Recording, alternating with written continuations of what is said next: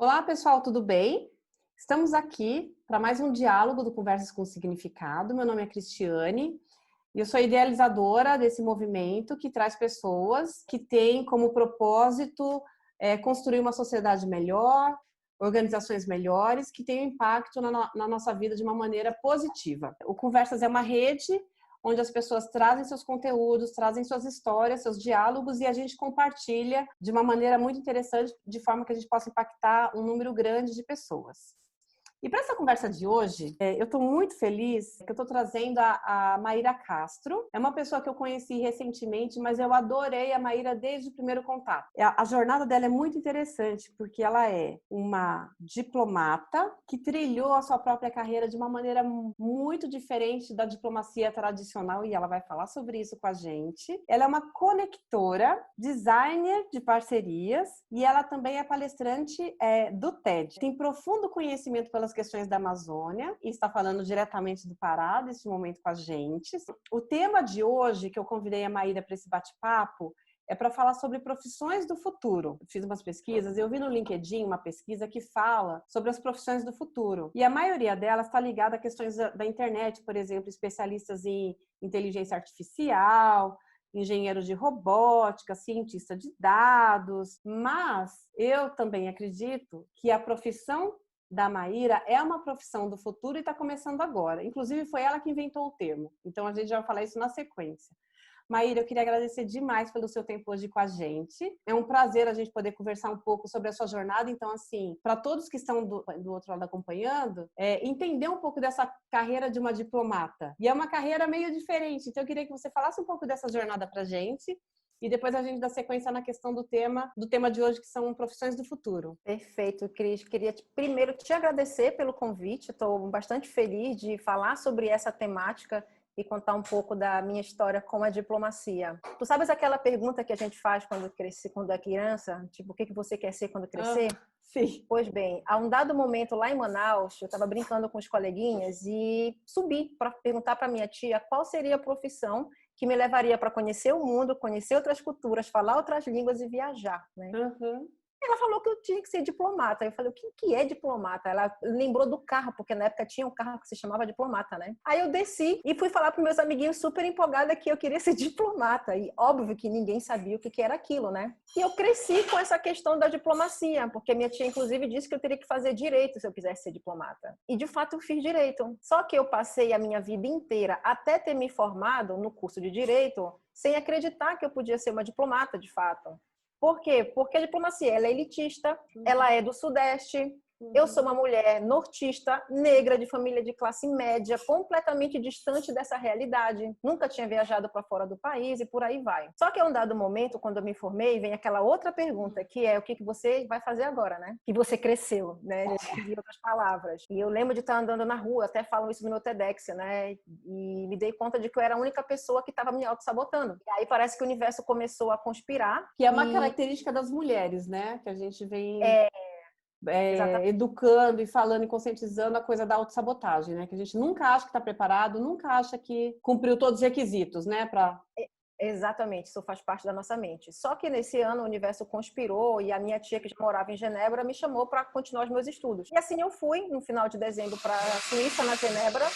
E aí o que aconteceu foi o seguinte, cheguei em Genebra sem conhecer absolutamente nada de Suíça, de Europa, de inverno, de línguas, não falava inglês, não falava francês, não sabia que curso eu ia fazer.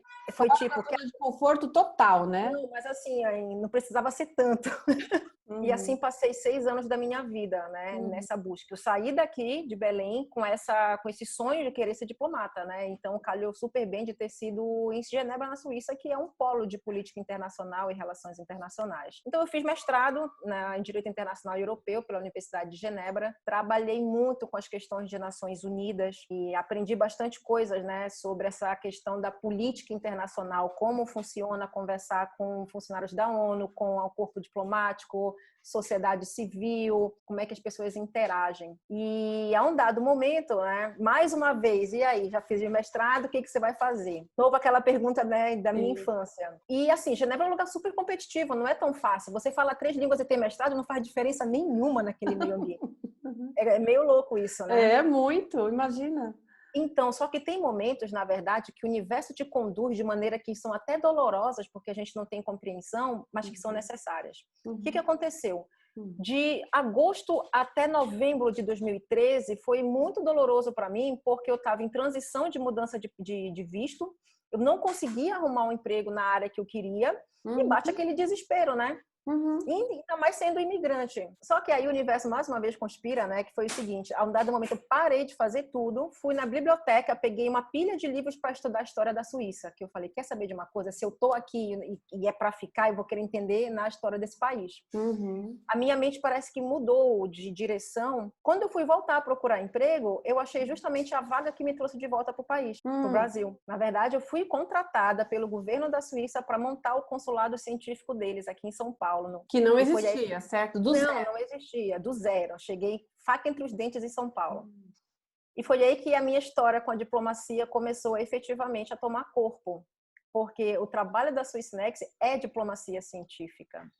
Eu acabei trabalhando com o corpo diplomático. O que é diplomacia científica? Só para a gente entender aqui. Boa pergunta. A diplomacia científica, ela é um braço da diplomacia, ela é governamental, só que é uma modalidade de diplomacia voltada para colaborações científicas e na área de inovação.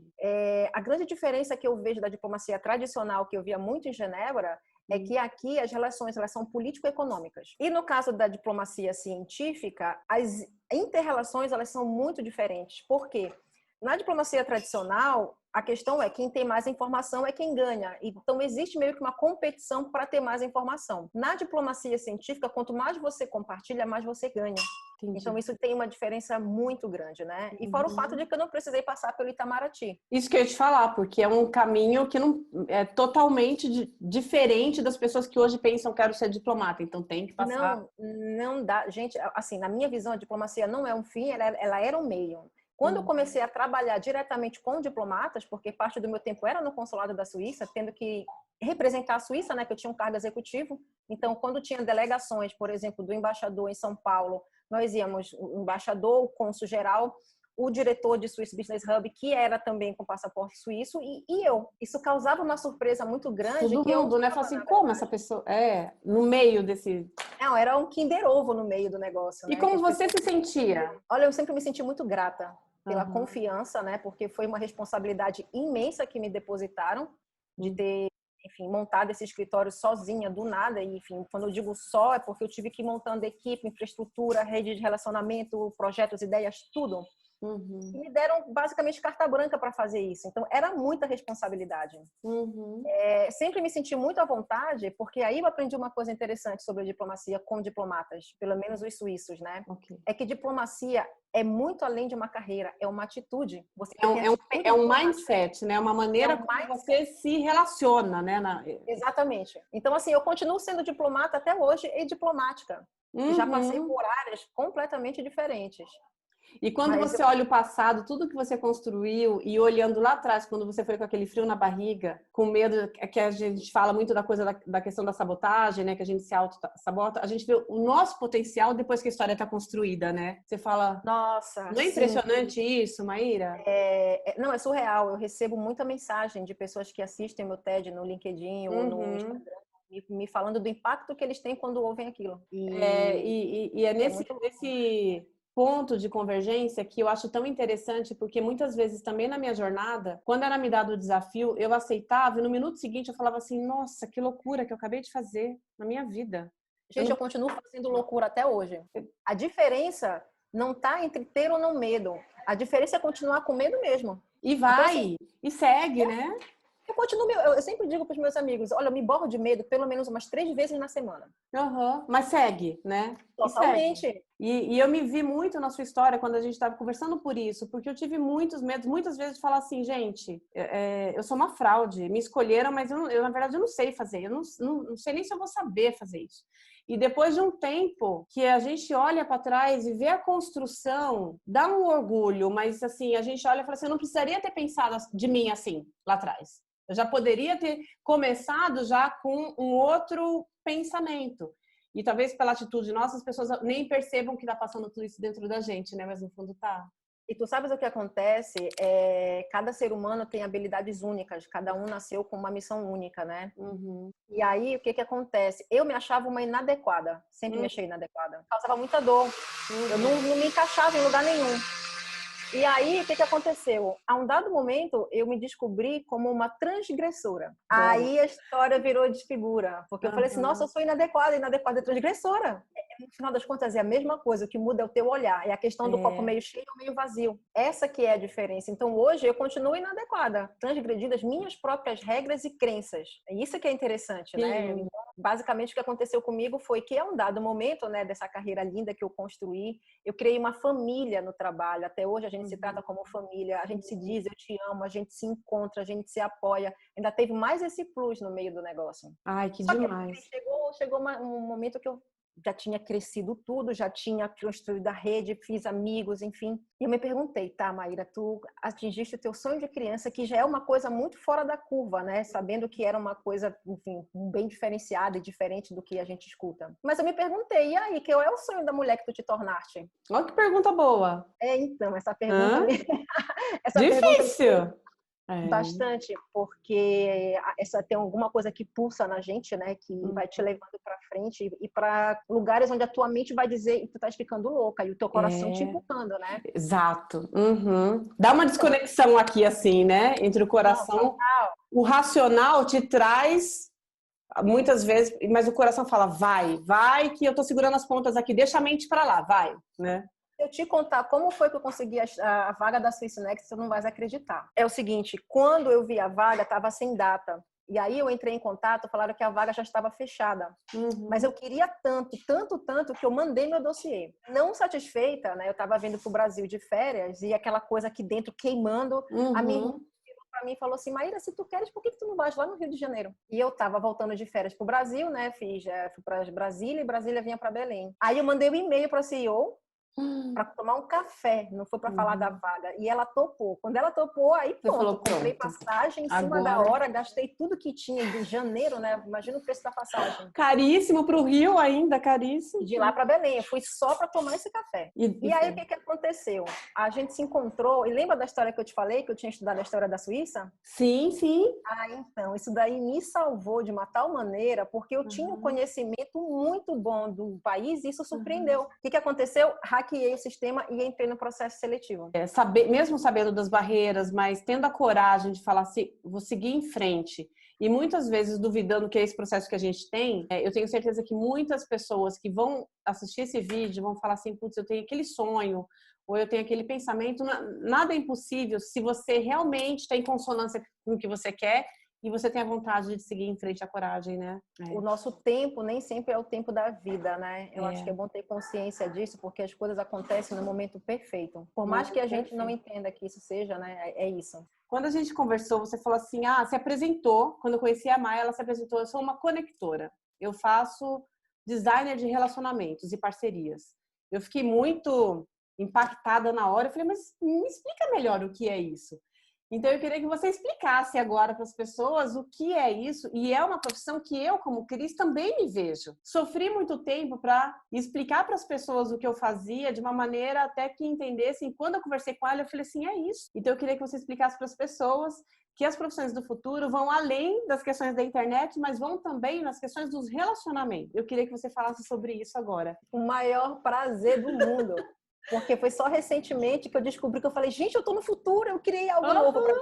Então, o que acontece é o seguinte, se tu fores estudar qualquer coisa de empreendedorismo, vão te falar a seguinte coisa, ou você resolve um problema, ou você, né, identifica uma oportunidade. No meu caso, eu não fiz nenhum e nem outro. Porque quando eu pedi demissão, que eu fui me reinventar, foi um processo bem interessante, porque eu me dei conta de uma coisa, mais uma vez vinha a Maíra inadequada. Por quê? Porque eu sou um conglomerado de soft skills. E a sociedade vai te dizer o quê? Para você ser especializada e para você ter hard skills. Então, o que aconteceu? Eu sempre foquei muito em desenvolvimento pessoal. Então, para você tem que ter o teu QI emocional, o teu QI espiritual, o teu lado interno tem que estar muito bem estruturado para dar conta de mudanças. Porque as tuas referências nem sempre vão estar fora. No meu caso, eu tive que buscar tudo dentro. Então, o que aconteceu? Eu fui identificar na minha carreira o que tinha em comum entre desarmamento nuclear, tráfico de mulheres na Índia, ciência e inovação, projeto na Amazônia. Eu falei, tá, e aí? Isso aqui não está conectado, a sociedade diz que isso aqui não é legal, não existe, enfim.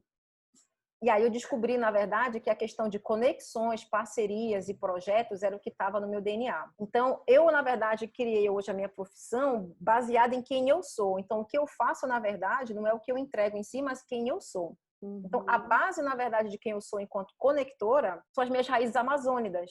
É a maneira como a gente lida, né? Como uma amiga minha fala, é o nosso Amazon Lifestyle. E ter morado em Genebra, onde, inevitavelmente, eu fui aprender a fazer networking, né? Então, ali é na veia. Ou você aprende. Sim. Não tem por onde começar, né? E você está exposta a culturas muito diversas. Então, era uma questão de adaptar a língua, de estar mudando o tempo inteiro de idioma, e falando com italiano, com francês, com indiano, com gente de país que eu nem tinha ouvido falar antes. E foi aí que eu fui moldando, né? E fui entendendo o que tinha em comum em todas essas vivências profissionais, porque eu não tenho uma carreira, eu nunca tive. E aí eu encontrei isso como linha, né? E aí eu falei, caramba, isso é quem eu sou. E aí veio aquela questão da autodescoberta de quem tu és. Então, assim, no final das contas, não vai existir regras, ao meu ver, quando se tratar de criar novas profissões. Perfeito. Porque hoje a sociedade vai dizer problema ou oportunidade. Eu vou dizer quem tu és. E aí eu encontrei um empreendedor que eu sigo e super recomendo, que é o Vishen Lakhiani. Ele criou uma empresa chamada Mind Valley, que para mim é Harvard de desenvolvimento pessoal. E fala uma coisa que eu me identifiquei muito, eu vi agora na pandemia, que é o seguinte, quando você cria um negócio baseado em quem tu és e nos teus valores, ninguém vai te copiar. Eu saí, que eu pedi demissão, aí veio aquela questão da competitividade, de competição. Eu falei, gente, o oceano é azul, por que as pessoas estão nesse negócio de oceano vermelho? Mais uma vez foi um dilema que eu entrei comigo mesma nesse processo de autodescoberta profissional, que é definir o que eu quero e o que eu não quero. Então, foi um processo de contração que demorou 2 anos, tá? Então, não foi assim, não é da noite pro dia, né? Então, quem estiver pensando, e tem pessoas que estão pensando que eu sei que tem, é um processo de construção e é preciso aprender a apreciar o caminho e não o resultado. E não o fim. Eu nem sei, na verdade, se um dia eu vou ter Não filho. é o fim, é a experiência, né? É a experiência. E o que tu cresces com isso, né? E o meu mindset não me permitia, porque eu tinha que ter alguma coisa concreta, eu tinha que ter uma área, eu tinha que ter uma caixinha. Ou até uma coisa de pertencimento, né? Que a gente tem, né?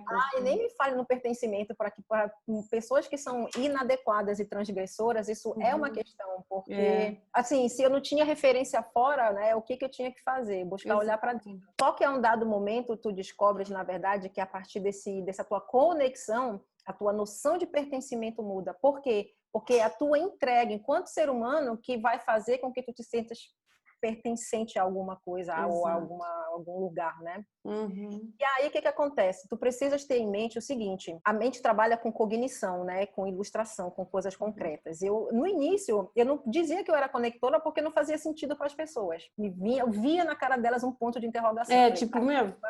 Só que design é uma coisa que as pessoas entendem. Parceria é uma coisa que as pessoas entendem. Conexão é uma coisa que as pessoas entendem. Eu falei, beleza, o que eu sou designer de conexões e parcerias. E aí eu fui olhar...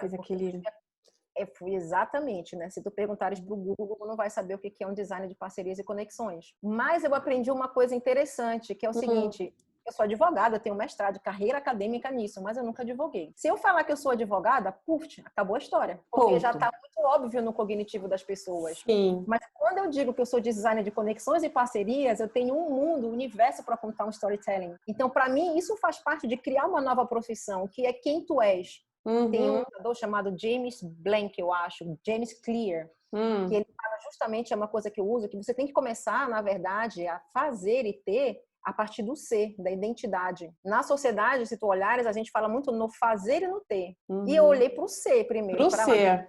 Exatamente. Então, eu criei a minha própria marca, né? Eu tenho a Maíra Castro. É isso. E esse é o seu maior asset. E a gente estava falando, assim, da sociedade da informação, dos dados, disso, daquilo, que eu lembro da nossa conversa. E a gente também concorda, e eu vou voltar a esse ponto de novo, que é assim, a importância dos relacionamentos e das conexões. É um asset isso também. Intangível, muitas vezes. Você deu até um outro nome, eu chamo de capital relacional. Isso não tem preço. Por quê? Porque, na verdade, a marca é você. Você é a própria marca. Então, por trás dessa marca tem todo assim, tudo que vem atrás dela, inclusive a sua credibilidade e reputação frente aos seus relacionamentos. Isso é um valor. Mas o que acontece é que quando tu tens uma habilidade e um dom, aquilo é tão natural para ti que a gente acha que todo mundo tem, nem sempre. Agora eu vou te falar uma coisa, tá? Nessa questão de construção de novas profissões. É o seguinte, a um dado momento tu tens que deixar de ser o criador da lâmpada para vender a lâmpada. E a questão da produtização da tua marca, do teu negócio, do que quer que seja. Então, eu acho bom a gente... Que é o outro passo, né? Que é um passo seguinte... Mas o primeiro tem que ser muito bem feito, o anterior, né? Para você entender. Porque senão a gente acaba comendo etapas e lá no final do dia você não consegue ter o que seria o produto disso bem estruturado, né? Assim, até para as pessoas não assim, tem que ter paciência, né? No meu caso, que sou de soft skills, eu tô falando dessa minha perspectiva, né? Tem que ter bastante paciência e cuidado, sabe? Paciência mesmo consigo própria para entender essas criações e entender também que o teu universo de possibilidades ele tá sempre aberto, ele é ilimitado. É por isso que eu digo que se me perguntam, que como pergunto de vez em quando, Maíra, qual a área? Que setor tu trabalhas? Pergunta clássica, né? Pois é, clássica. Como você responde? Eu gostaria de pedir para você falar algumas palavras, o que conselhos você daria para as pessoas agora que em algum momento se sentem como você ou como nós, na questão de se sentirem inadequadas como uma coisa de sofrimento e não como uma janela de crescimento, uma janela de potencialidade. Então, nós que nos sentimos inadequadas, a gente precisa transformar essa mudança numa coisa de crescimento. Mas como que as pessoas saem desse modo de sofrimento para o crescimento? O que você diz para essas pessoas que sentem exatamente como no estado, talvez, que precisa mudar, sabe? O que você Olha, fala para ela? Parece bobo, mas eu voltaria para a infância e olharia a história do patinho feio, porque tem muita lição ali, né? O que é a história do patinho feio? É um ser que está tentando se adequar a um grupo do qual ele não faz parte. E na história do patinho feio, né? Ele começa, na verdade, a encontrar os seus quando ele se auto-identifica. Ele se encontra, na verdade, né? Que ele está crescendo e vê que ele é diferente. E ele resolve fazer o quê? Ir embora, né? Então, a um dado momento, a gente precisa ir embora dos padrões antigos. E aí onde está a questão, né? Porque o incômodo, na verdade, apesar do desconforto, ele é muito benéfico porque a vida está um tempo inteiro em expansão. O universo está em expansão, está tudo, na verdade, em expansão e a gente também está em expansão. Então, a um dado momento, a vida vai nos empurrando e isso causa desconforto porque o cérebro quer, por sobrevivência, que você fique ali no mesmo padrão, né? Então, a questão é aceitar, na verdade, um incômodo. E, a partir disso, você ir se movimentando, né, para outras direções. O incômodo, ele vai ficar sendo incômodo enquanto a gente estiver fazendo as mesmas coisas. Quando a gente muda, na verdade, o sentido, né, do que a gente está fazendo, aquele incômodo parece que começa a fazer mais sentido. Ele vira um gás, um combustível. Então, a primeira coisa eu diria... E não uma pedra, né? Ele sai do modo pedra para um modo energia, né? Exatamente. E aí tu falaste uma coisa interessante, né? Energia. Energia é igual a massa vezes velocidade do tempo ao quadrado, né? Parece que agora eu fiquei louca de vez. Nossa, meu Deus. Então, teve um professor de inteligência emocional que trouxe à tona a fórmula do Einstein. No meio da questão de inteligência emocional. Por quê? Porque no final de contas tudo é energia, né? Então o pensamento ele é energia, né? O movimento ele é energia, o nosso corpo, o átomo, ele basicamente é só energia. Então a matéria, na verdade, que a gente vê, né? Enfim, o que quer que seja, ela é resultado, na verdade, de uma produção energética. Então o incômodo, voltando, né? Saindo um pouco da loucura, mas voltando agora para o que faz sentido, é focar na energia. Se tu tá causando incômodo, aquele incômodo tá querendo falar contigo. E você tem que escutar. Escuta, porque senão fica pior. Fica pior, aquilo vai te corroendo e nada mais faz sentido, né? Então, é ouvir. Tá, e aí, eu faço o que com isso, Maíra? Conversa com pessoas. Bota pra fora. Bota as tuas angústias para fora, né? Tem gente que tem medo de terapia, mas caramba, tem tantas outras coisas que tu pode fazer além de uma terapia tradicional. Vai até conversar com os amigos, mas botar para fora ajuda, porque isso faz com que venha pro consciente. E aí você acaba se escutando. Perfeito. Olha, Maíra, eu adorei a conversa com você. A gente poderia ficar horas aqui, querida. Muito obrigada. Agradeço muito pelo seu tempo e seguimos juntas aqui. Um beijo. Perfeito. Minha conectora querida. Obrigada.